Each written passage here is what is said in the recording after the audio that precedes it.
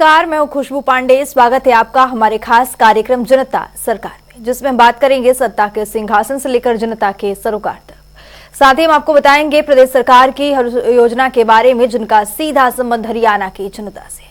जो योजनाएं प्रदेश के विकास को नई गति प्रदान करेंगी और हरियाणा की जनता का चहुमुखी विकास भी करेंगी, ताकि प्रदेश की जनता तरक्की की राह पर आगे बढ़े और हरियाणा प्रदेश निरंतर नदी की नई ऊंचाइयों को छूता हुआ प्रगतिशील रहे। तो अगले 30 मिनट तक बने रहिए हमारे साथ और देखते रहिए जनता सरकार।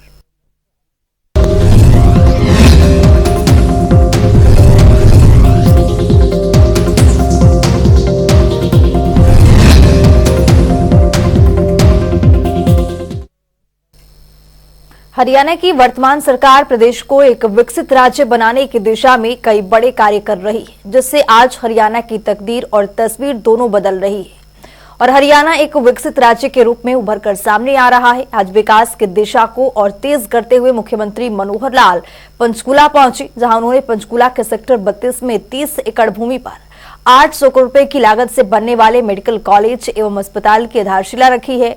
इस आधारशिला से पंचकूला की तस्वीर तो बदलेगी, साथ ही हरियाणा की युवा भी इस विकास के साक्षी बनेंगे। इस रिपोर्ट को देखिए। हरियाणा के मुखिया मनोहर लाल ने स्वास्थ्य के क्षेत्र में अभूतपूर्व कार्य किया है, जिससे प्रदेश के गरीब जरूरतमंदों को फायदा पहुंच रहा है। इसी कड़ी में आज मुख्यमंत्री मनोहर लाल पंचकूला के सेक्टर 32 पहुंचे, जहां उन्होंने 30 एकड़ भूमि पर 800 करोड़ रुपए की लागत से बनने वाले मेडिकल कॉलेज एवं अस्पताल की आधारशिला रखी। वहीं मुख्यमंत्री मनोहर लाल ने कार्यक्रम के बाद मीडिया कर्मियों से रूबरू हुए। इस दौरान उन्होंने बताया कि हरियाणा शहरी विकास प्राधिकरण यानी HSVP की ओर से बनाए जाने वाले नए मेडिकल कॉलेज और अस्पताल का नाम डॉक्टर मंगल सेन के नाम पर रखा जाएगा। इसके साथ ही उन्होंने ये भी बताया है कि प्रारंभिक चरण में 500 करोड़ रुपए की राशि खर्च की जाएगी और इस परियोजना पर 300 करोड़ रुपए के अतिरिक्त व्यय का अनुमान है। पूरी परियोजना 30 महीने के अंदर पूरी होने की उम्मीद है। इस मेडिकल कॉलेज में 100 MBBS सीटें होंगी।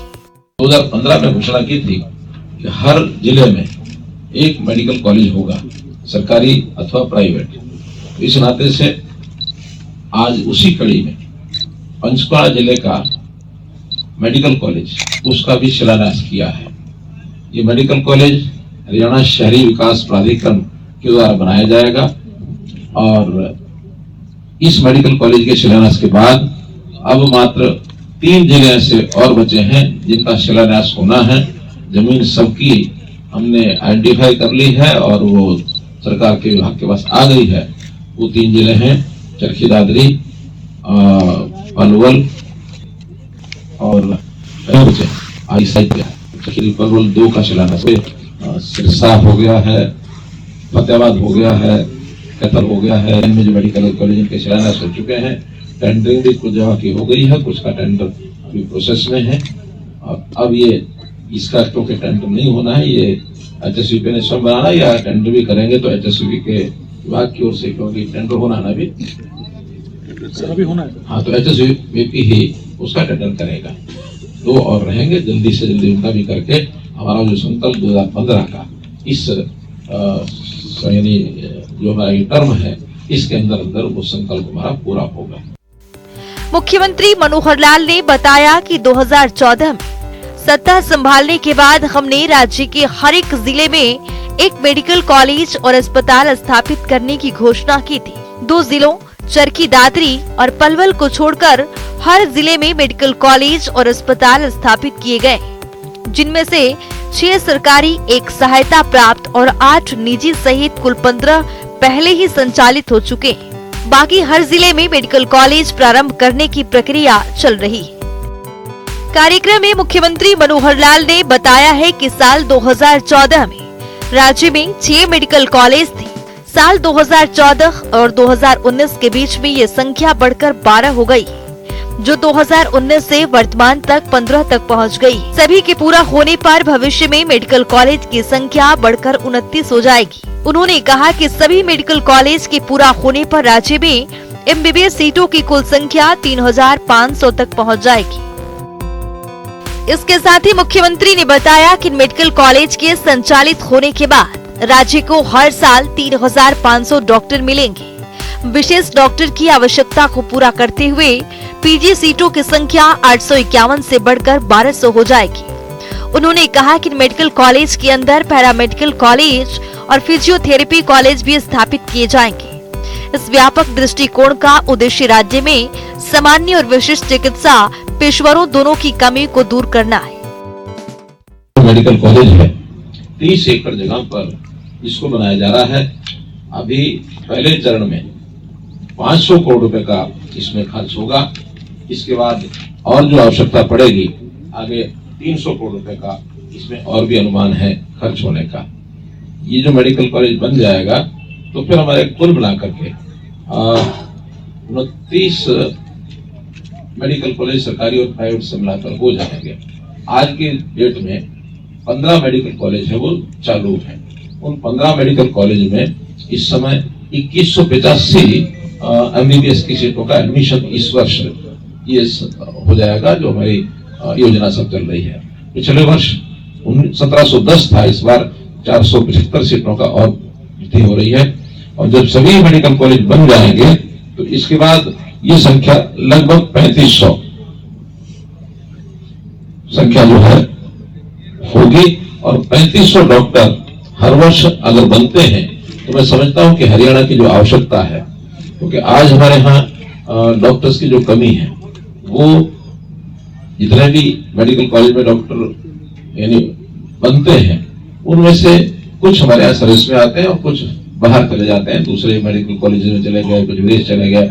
तो उस कमी को जैसे 3500 डॉक्टर्स इनकी सीटें हो जाएंगी तो उसके बाद कोई कमी डॉक्टर्स की हमारे यहाँ नहीं रहेगी। इसी प्रकार पीजी की सीट है वो भी 851 है इस समय, और आने वाले समय में बढ़ करके और ये भी लगभग 1200 के आसपास ये सीटें पीजी की हो जाएंगी।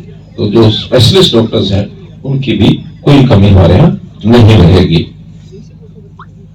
हर मेडिकल कॉलेज में फिजियोथेरेपी कॉलेज और पैरामेडिकल कॉलेज ये भी एक प्रकार से स्थापित होगा। मुख्यमंत्री मनोहर लाल ने बताया कि युगांड सहित कुछ अफ्रीकी देशों ने हरियाणा के साथ समझौते करने और अपने छात्रों को एमबीबीएस पाठ्यक्रम के लिए हरियाणा भेजने में रुचि व्यक्त करते हैं।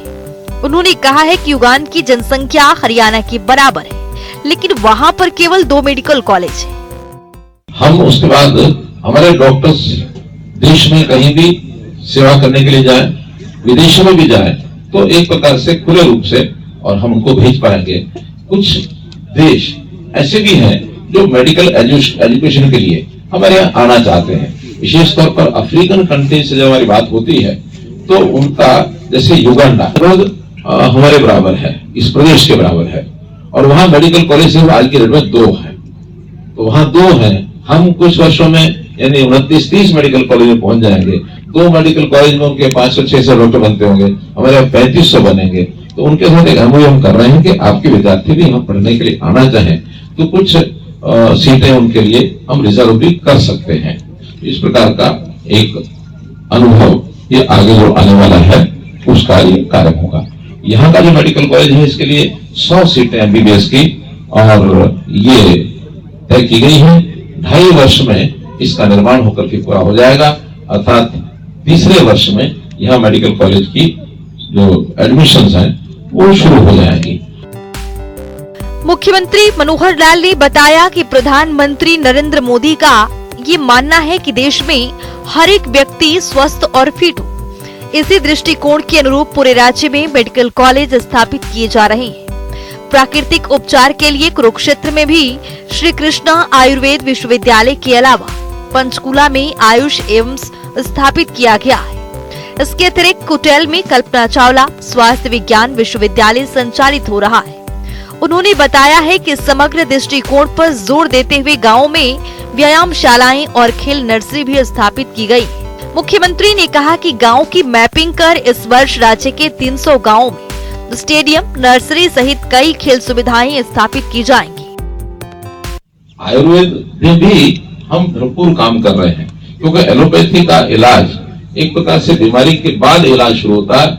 आयुर्वेद के सिस्टम में व्यक्ति बीमार भी न हो, वो कैसे स्वस्थ बना रहे, तो इसके लिए पूरा जोर है।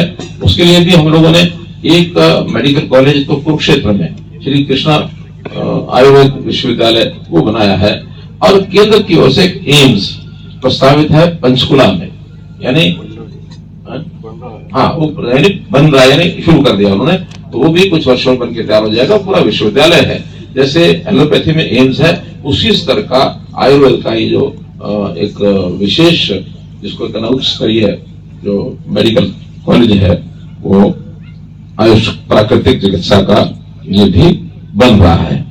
हमने जाना ही है कि कुटेल में एक नया विश्वविद्यालय यूनिवर्सिटी मेडिकल साइंसेज की, वो भी काम उसका चल रहा है। उसका एक फेज पूर्ण हो गया, अभी और 2 फेज का काम बाकी, वो जाके पूरा जल्दी से हो जाएगा। वहीं प्रधानमंत्री की धार्मिक स्थलों पर स्वच्छता कार्य के आह्वान के संबंध में मुख्यमंत्री मनोहर लाल ने कहा कि 14 जनवरी से 22 जनवरी तक स्नेक अभियान की शुरुआत की गई। इस अवधि में धार्मिक स्थानों पर पूजा पाठ और स्वच्छता गतिविधियां चलाना शामिल है। उन्होंने हर एक परिवार को 22 जनवरी को घर पर दीपोत्सव में भाग लेने का आह्वान भी किया है। गरीब दृष्टि से उनके इलाज के नाते, गरीब व्यक्तियों के जो इलाज आयुष्मान भारत के नाते से एक बहुत बड़ी योजना केंद्र सरकार ने शुरू की थी, 5 लाख रुपए बीमा की। हमारे हरियाणा में उसमें 15.5 लाख परिवार जो हैं वो कवर होते थे। हमने उसमें एक और विषय जोड़ा, चिरायु हरियाणा, जिसके कारण से 15.5 की बजाय 29 लाख परिवार उसमें जुड़ गए। 1,80,000 तक की सीमा के थे, 1,80,000 से 3 लाख 1,500 रुपया लेकर के, और हमने उसको उसी श्रेणी में लाके खड़ा किया, ताकि वो 5 लाख और लोगों को लाभ मिलकर के 34 लाख लोग हो जाएंगे, जिनको ये आयुष्मान भारत का, चिरायु हरियाणा का ये लाभ मिलेगा। इसमें जो 15,000 से नीचे की जितने भी कार्ड जो है बनने की प्रक्रिया शुरू है, 1,05,000 कार्ड बन गए हैं, लगभग 1,41,000 बनने हैं, 1,41,00,000, तो 36 लाख कार्ड प्रक्रिया में सब बनेंगे। लेकिन कार्ड न भी बना हो तो जो एलिजिबल है, जिसकी एलिजिबिलिटी बन गई है, वो कभी भी उसको आवश्यकता पड़ने पर जाकर के इलाज ऐसे एम्प्लॉयमेंट हॉस्पिटल से उन्हें करा सकता है। अभी तक 1247 करोड़ रुपए का क्लेम ये सरकार उसमें पे कर चुकी है, भुगतान कर चुकी है। इस अवसर पर हरियाणा विधानसभा अध्यक्ष ज्ञानचंद गुप्ता, मेयर पंचकुला कुलभूषण गोयल, मुख्यमंत्री के राजनीतिक सलाहकार बीबी भारती, उपायुक्त सुशील सारवान सहित जिला प्रशासन के कई अधिकारी भी उपस्थित रहे। जनता टीवी के लिए पवन सिवर की रिपोर्ट। मुख्यमंत्री मनोहर लाल अपने पंचकुला दौरे के दौरान सेक्टर 5 स्थित यवनिका पार्क पहुंचे, जहां उन्होंने द्वितीय पंचकुला पुस्तक मेले का उद्घाटन किया। इसके साथ ही कार्यक्रम में मुख्यमंत्री ने उच्चतर शिक्षा विभाग के अधिकारियों की पुस्तकों का विमोचन भी किया है। इस रिपोर्ट को देखिए। अपने पंचकुला प्रवास के दौरान मुख्यमंत्री मनोहर लाल सेक्टर 5 पहुंचे, जहां उन्होंने यवनिका पार्क में द्वितीय पुस्तक मेले का उद्घाटन किया। दरअसल इस मेले का आयोजन बिजली कंपनियों के 6 विभागों की ओर से आयोजित किया गया था। इस अवसर पर मुख्यमंत्री मनोहर लाल ने नागरिकों को संबोधित करते हुए कहा कि मेले में राष्ट्रीय बुक ट्रस्ट का भी विशेष योगदान है। पुस्तक मेला 22 जनवरी तक चलेगा। मेले में करीब 100 प्रकाशकों में स्टॉल लगाए गए, जिनमें हिंदी, अंग्रेजी, उर्दू, संस्कृत, पंजाबी जैसी कई पुस्तकें उपलब्ध होंगी। मुख्यमंत्री मनोहर लाल ने कहा कि ज्ञान की रोशनी से रोशन होता है हरियाणा, विद्युत प्रवाह से ज्ञान प्रवाह पुस्तक मेले का थीम है, और पुस्तकों में भाषा का समन्वय ठीक उसी प्रकार होता है जिस प्रकार शरीर और आत्मा का आपसी संबंध होता है। एक बहुत ही विशेष ये अवसर आज जो मुझे मिला है, जिसकी जितनी तारीफ की जाए उतनी कम है, क्योंकि ज्ञान को आगे बढ़ाने के लिए जिसका हम उपयोग करते हैं लगातार, कई बार तो व्यक्ति को आभास नहीं होता कि हम जिस चीज का उपयोग कर रहे हैं कितना उसका महत्व है। व्यक्ति जब से भी इस संसार में आया, समाज की कल्पना हुई, समाज के विभिन्न लोगों को ज्ञान की अनुभूति हुई। बहुत उसके कारण होते हैं, जन्मजात ज्ञान होता है, कोई हमारे गुरुजन, शिक्षकजन, संत महात्मा वो ज्ञान देते हैं। प्राचीन काल में जब पुस्तकें नहीं होती थी उस समय श्रुति ज्ञान इसी का सहारा लिया जाता था। एक पीढ़ी के लोग अपने आने वाली पीढ़ी को सारी बातें बताते थे, समझाते थे। पुस्तकें नहीं होती थी, फिर वो आगे अगली पीढ़ी को बताते समझाते, पीढ़ी दर पीढ़ी ज्ञान का वाहक ये श्रुति ज्ञान यही बनता था। बाद में जब विकास हुआ व्यक्ति का तो पत्थरों के ऊपर संकेत लिख करके, हर किसी का अपना संकेत होता था, कोई कॉमन नहीं होता था। किसी ने किसी ढंग से लिखा, किसी ने किसी ढंग से लिखा, और उसके बाद लोगों ने समूह रूप से उसको एक दूसरे को समझ में आए तो एक कॉमनैलिटी आई। उस कॉमनैलिटी में अक्षर तो एक है, वो उसका सभी एक ही अर्थ निकालें तो वो अक्षर ज्ञान, शब्द ज्ञान, वाक्य ज्ञान और फिर भाषा बने। भाषा और पुस्तक इसका एक बहुत बड़ा संबंध है। जैसे शरीर और आत्मा, शरीर देखने में हमारा शरीर है लेकिन उसके अंदर एक आत्मा है। उस आत्मा के कारण से ही हमको शरीर का जो आनंद है उसकी अनुभूति आत्मा से होती है। ऐसी पुस्तक, ये पुस्तक तो एक शरीर है लेकिन उसकी जो भाषा है वो उसकी आत्मा है। क्योंकि भाषा कैसे लिखी गई है उस भाषा से ही उस लिखे ज्ञान का अनुभव होता है। पुस्तक हमें कुछ भी बता सकती है, कुछ भी सिखा सकती है, हमारे जीवन को अच्छे रास्ते पर तो ले जाने का एक पुस्तकों का श्रेय है ही है पुस्तकों को। लेकिन कभी कभी ये पुस्तकें गलत ढंग से उसके अंदर कोई सब्सटेंस अगर डाल दिया जाए तो जीवन के विध्वंस की ओर भी ले जाने के लिए सब काम करते हैं। कार्यक्रम में मुख्यमंत्री मनोहर लाल ने बताया कि पुस्तकें ज्ञानवर्धक होती है। जब भी हमें समय मिले पुस्तकें अवश्य पढ़नी चाहिए। केवल दिखावे के लिए बल्कि वास्तविक ज्ञान हासिल करने के लिए पुस्तकें पढ़नी चाहिए। ज्ञान शाश्वत होता है। मुख्यमंत्री ने बताया कि प्राचीन काल में भावी पीढ़ी को ज्ञान देने के लिए श्रुति ज्ञान का सहारा लिया जाता था। पुस्तकें हमें मानसिक तनाव से भी दूर करती है। पुस्तकालयों में अध्यात्म, खेल, संस्कृति, कहानी, कथा, व्यंग्यकारों सहित विभिन्न विषयों की पुस्तकें उपलब्ध होती है। हर व्यक्ति को पुस्तकें लेनी चाहिए। पुस्तक हमारे भाव को बदलती है, भाव विभोर कर देती है। पुस्तक हमें ज्ञान देती है, पुस्तक हमको सुला सकती है। कभी कभी व्यक्ति को मानो नींद ना आ जाए, ना आ रही हो तो व्यक्ति पुस्तक को उठा लेता है और पढ़ते पढ़ते जैसे बच्चों को लोरी दी जाती है वो सो जाता है, बड़ा आदमी पुस्तक का सहारा लेके पढ़ते पढ़ते उसको नींद आने लग जाती है। और वैसे भी कहा गया है पुस्तकों का उपयोग रात को सोने से पहले व्यक्ति ज्यादा करते हैं। शरीर के विकास के लिए आदमी व्यायाम करता है, वो सुबह उठ के करता है, शरीर का आलस समाप्त हो जाए, शरीर तंदुरुस्त हो जाए, सुबह प्रातःकाल की क्रिया होती है। लेकिन दिन भर की मस्तिष्क की जो थकान होती है वो रात को सोने से पहले अगर आदमी एक चैप्टर पढ़ ले, एक पेज पढ़ ले और अच्छी पुस्तक का ज्ञान उसको हो जाए तो मानसिक तनाव भी दूर हो जाता है, थकान भी दूर हो जाती है, अच्छी नींद भी आती है। तो पुस्तकों का बहुत बड़ा उपयोग है। पुस्तक ज्ञान देती है, पुस्तक हमको विज्ञान देती है, पुस्तक हमको संस्कार देती है। पुस्तकों के माध्यम से हम अपने जीवन को ठीक दिशा में ले जाते हैं। तो इन पुस्तकों का अध्ययन अपने आप में एक बहुत महत्वपूर्ण विषय जीवन के लिए। अगर हमें हमारे वैसे कोई पुस्तक न पढ़ता हो तो पुस्तक को पढ़ने का अभ्यास बनाना चाहिए। मुख्यमंत्री मनोहर लाल ने बताया कि प्रधानमंत्री नरेंद्र मोदी ने कहा था कि स्वागत या अभिनंदन के समय बुके नहीं बुक देनी चाहिए। उन्होंने कहा कि उनके मुख्यमंत्री आवास संत कबीर कुटीर में भी एक पुस्तकालय खोला गया है। अधिकारी और मीडिया कर्मी भी यहाँ से पुस्तकें ले रहे हैं। मुख्यमंत्री ने कहा कि हम सभी को लेखक शिवलाल शुक्ल IAS सेवानिवृत्त की पुस्तक राग दरबारी आवश्यक पढ़नी चाहिए, क्योंकि इस पुस्तक में राष्ट्र जीवन की दिशा पर पंडित दीनदयाल उपाध्याय के लेख भी संकलित है।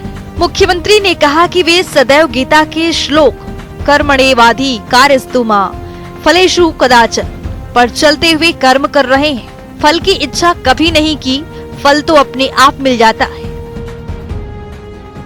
मेले के दौरान मुख्यमंत्री मनोहर लाल ने बताया कि शब्द ज्ञान की महिमा अपरंपार है। सबसे पहले अक्षर ज्ञान हुआ, फिर शब्द ज्ञान हुआ, फिर वाक्य बने, फिर भाषा और लिपि बनने के साथ साथ पुस्तकें भी बनी।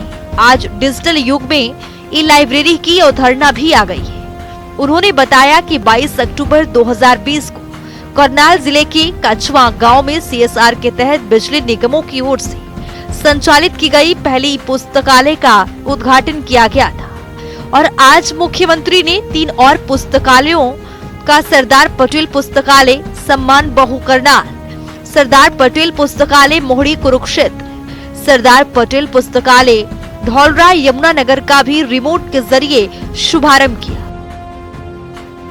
वहीं मुख्यमंत्री ने बिजली निगमों में 25 साल सुधारों ई मैगजीन विद्युत प्रवाह से ज्ञान प्रवाह पुस्तक का अनावरण भी किया। इसके अलावा उन्होंने उच्चतर शिक्षा विभाग के डॉक्टर प्रमोद और अनु गुप्ता के पुस्तक का विमोचन भी किया। इस अवसर पर पंचकुला के महापौर कुलभूषण गोयल, उत्तर हरियाणा बिजली वितरण निगम के प्रबंध निदेशक डॉक्टर साकेत कुमार, उपायुक्त सुशील सरवान, पुलिस उपायुक्त सुमेर प्रताप सिंह सहित कई गणमान्य व्यक्ति और साहित्य प्रेमी के साथ साथ लेखक उपस्थित रहे। जनता टीवी के लिए पवन सिवर की रिपोर्ट। तो चलिए वक्त आ गया है आज के सवाल के विजेता का नाम जानने का।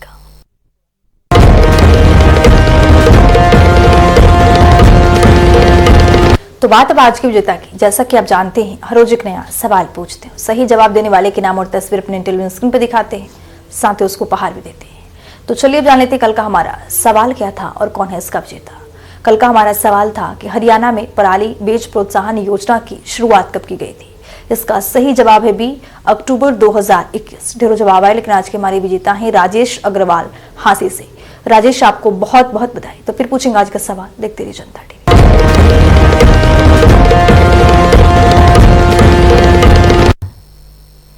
तो वक्त हो गया है आज की मुलाकात का। आज की मुलाकात में हम हर दिन नए शख्सियत से आपको रूबरू कराते हैं, उनकी कार्यप्रणाली पर बारीकी से नजर डालते हैं, जानते हैं वो तमाम योजनाएं जो बनी है हरियाणा की जनता के लिए। तो ऐसे ही एक शख्स से जनता टीवी ने खास बातचीत की है। इनका नाम है अमीन, जो कि पलवल से कृषि अभियंता के पद पर काबिज है। सुनिए।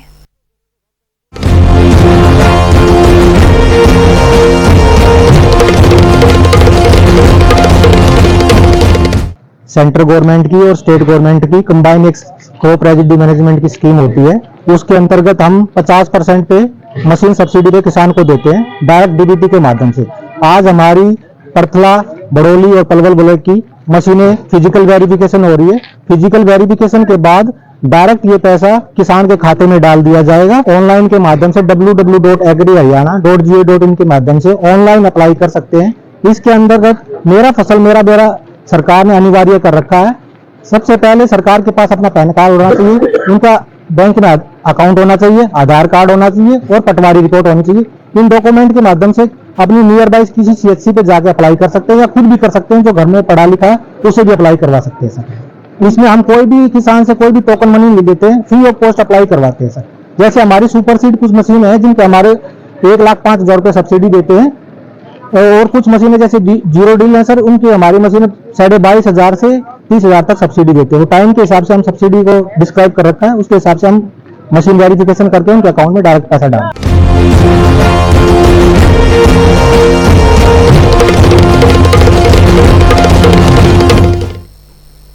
तो वक्त हो गया है आज के सवाल का। तो चलिए अब जान लेते हैं आज के सवाल में क्या कुछ।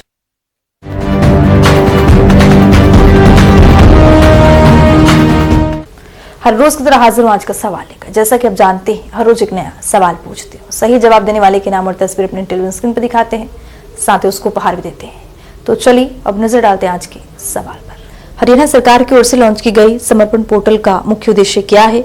ए, समाज की सेवा करना, बी, सामाजिक कार्यों में भागीदारी निभाना, सी, समर्पण के माध्यम से जागरूक करना, डी, इनमें से कोई नहीं। तो दीजिए सही जवाब और बनिए विजेता।